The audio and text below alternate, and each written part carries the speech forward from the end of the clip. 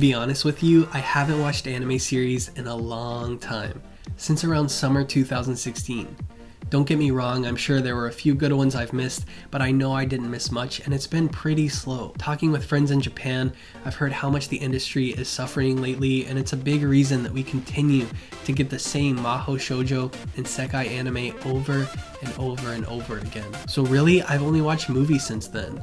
Lots and lots of Ghibli films, of course Kimi no Na wa and Makoto Shinkai films, as well as Mamoru Hosoda films like Okami Kodomo no Ame to Yuki, Summer Wars, and Bakemono no Ko. Another I watched recently was Kono Sekai no Katasumi ni, which had such distinct animation and so many depressing moments that you guys should definitely check out. What got me back into watching series though were two that instantly sit at the top of my list. The end of my 2017 was filled with Full Metal. I marathoned all of Full Metal Alchemist Brotherhood, fell in love with the anime, and could not stop watching. And after that breathtaking series ending left me with an empty hole, I needed to fill the void. So I marathoned Evangelion as well, and these two absolutely sparked my interest in not only watching way more older series, but they also hyped me up for 2018. Now, at the time I'm filming this, we're about 4 episodes into everything, and I already have my recommendations for you guys, so let's take a glance.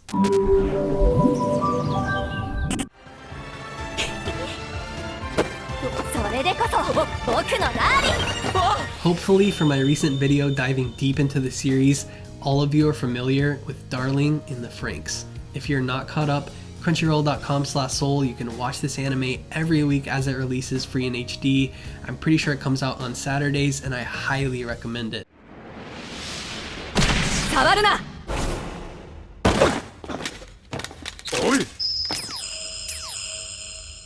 A dual studio collaboration, the eccentric Trigger who brought you Kill la Kill and Kiznaiver, and consistent A1 Pictures who animated series like Anohana and Fairy Tail are working together perfectly in sync so far. In the post-apocalyptic future, these children called parasites are basically trapped in a bird cage, as they call it, and they don't understand what anything in the outside world is. Their enemies are giant robots, a first since the core team members from Gainax created Gurren Lagann, my favorite anime of all time. Code 016, Hiro is a boy who was once a prodigy, though he's lost the will to continue to fight these Kyoryu mechs with his group of parasites until one day a mysterious pink-haired devil girl with 2 horns, Code 02, shows up to disturb the peace. The series is a tad calm but carries some of the sexual undertones and sheer lunacy that Kill la Kill was so renowned for, already making it one of my favorites by far. Themes from old Japanese folklore run deep within our characters, and I went completely in detail of the history in my last Franxx video. If you guys want to check that out, it'll be in the description. It's like A1 averts Trigger's limited animation for these beautiful sequences, and we're dying to discover the backstory of our characters. Speaking of our characters, let's take a look. Minus Zero Two, they hold indisputable resemblance to the beloved Anohana characters.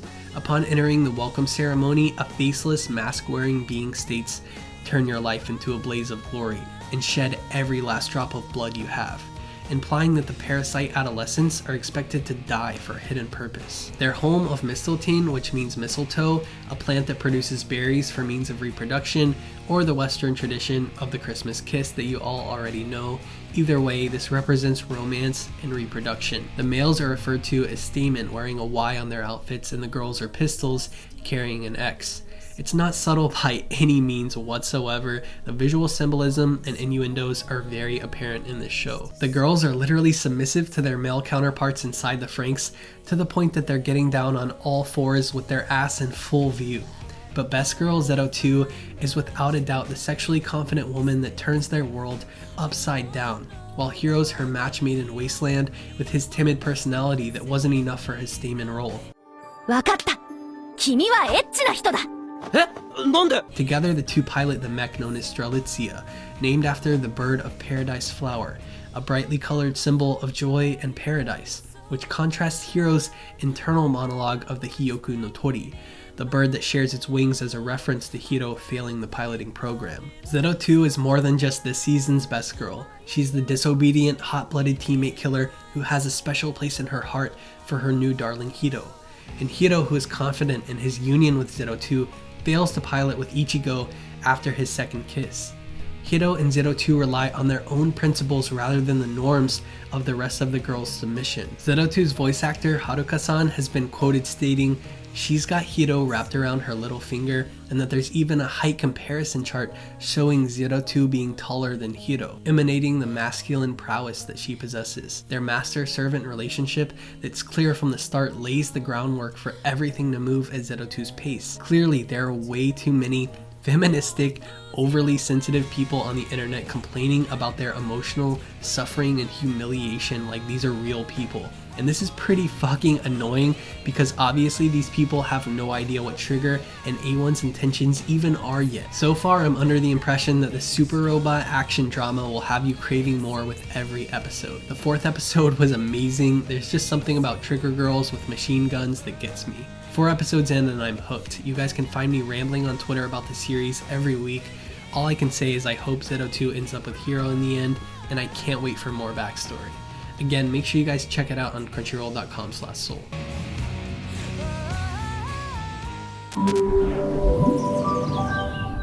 知りたいのです。愛してるを知りたいのです。 On to my number 2 of the new season, KyoAni's newest masterpiece, Violet Evergarden. The first seconds of animation in the series left me starstruck in awe, and then continued to do so throughout the first 4 episodes. Director Ishidate maintains beautiful scenes that contour the steampunk Victorian aesthetic and the rise of wealth in the Victorian era. The elegance of the OST and seamlessness of the transitions exude theatrical production quality. From the trailers, I expected this one to take place on the battlefield surrounding an old war, which I wasn't so interested in, but boy was I wrong. The series takes place after the war has ended, spotlighting a young girl, Violet, who is formerly known as the Weapon. After flashbacks of her major saying "aishiteru" or "I love you" on the battlefield, she awakes in a hospital unaware of the meaning. She also wakes up with prosthetic arms, and a sense of sorrow overcasts the show. There are various metaphors throughout the show augmenting Violet's essence, such as the clock that stopped moving or the blood running down the lifeless doll. Akiko Takase's design articulates the vast city of Leyden so well that it leaves the impression that you've actually visited the CH Postal Company or soaked in the views above the bell tower. Violet begins to write a letter to her captain that she believes is alive somewhere, and soon enough it's the Major's old friend who shows up to take care of Violet and give her a job at his postal service, where women known as auto memoir dolls type letters for people who cannot write. This creates a barrier between those who can and cannot write to frame a vital aspect of Victorian culture and frame the series' narrative. The job requires a need for understanding human emotions such as empathy and anger to translate them into writing, and while Violet doesn't understand what "I love you" means, she's an emotionless, unsympathetic soldier who's deep in search for the meaning of human emotions. All Violet understands is war and order,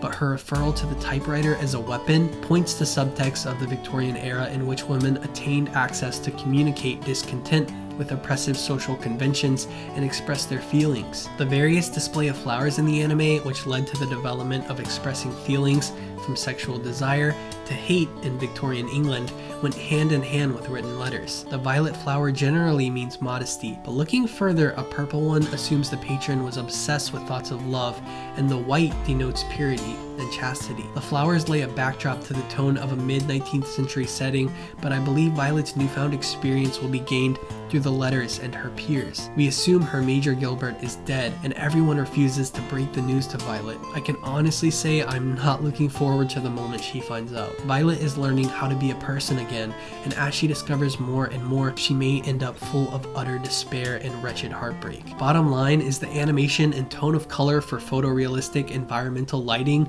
interposed during the painting process in the series is pushing the boundaries. One short typewriter shot took the team an entire month to animate. As we saw from the 4th episode, the side characters are earning a lot of attention, and of course this is in reinforcement to developing Violet, but I really do hope to see Violet Evergarden and her backstory with the Major fleshed out as we further progress into the series, and I'd love to know your guys' thoughts on it in the comments.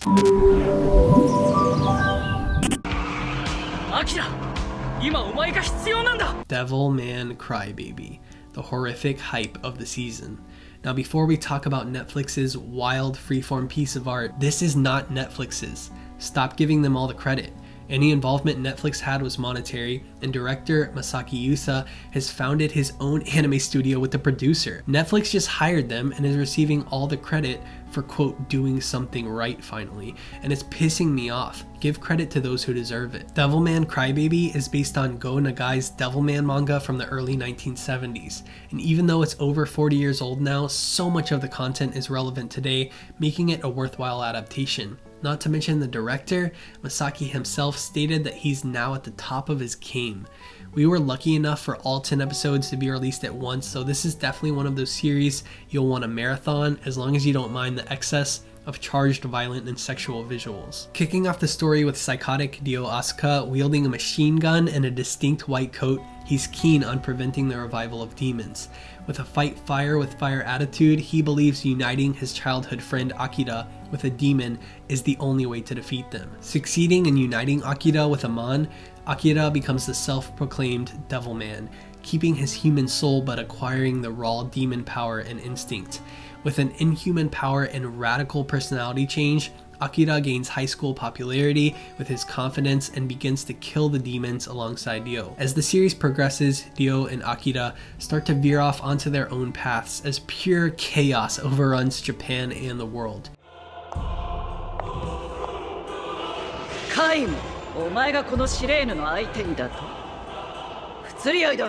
Ryo's realizations change across the series, while Akira's values remain steady, and without spoiling the ending, humankind devolve into the violent sins of the demons that they so despise over the course of the show. The series is full of depression, and more depression, but it balances endearing love and wretched destruction so well. Featuring modern Japanese rappers like Ken the 390, rare solo animator key animation that's constantly changing, and a brutal ending, this is definitely a must-watch 2018 anime. My favorite scene, by the way, motorcycle after the end credits scene of episode 9. Make sure to check that out. There are also, of course, a few second seasons I want to check out. Dagashi Kashi 2, Overlord 2, Sangatsu no Lion second season, Killing Bites is an action ecchi series I may give some attention. I watched the first episode of Koi wa Ameagari no Yoni, but it fell flat, so I'm dropping. Pop Team Epic was funny, but I'd rather check out the manga, to be honest. I don't know yet. Right now, I'm just looking forward to Darling in the Franxx each week, and remember, you guys can check it out on crunchyroll.com/soul. Free in HD as soon as it releases. Also, if you're interested, the brand new Sword Art Online Progressive Volume just released. global.bookwalker.jp. Use my code SOULANY for $5 off any manga in the entire store. All the links will be in the description. Let me know your guys' favorite anime of the year thus far. Drop a like for Best Girl Zero Two, and thank you guys so much for watching. Ja, mata.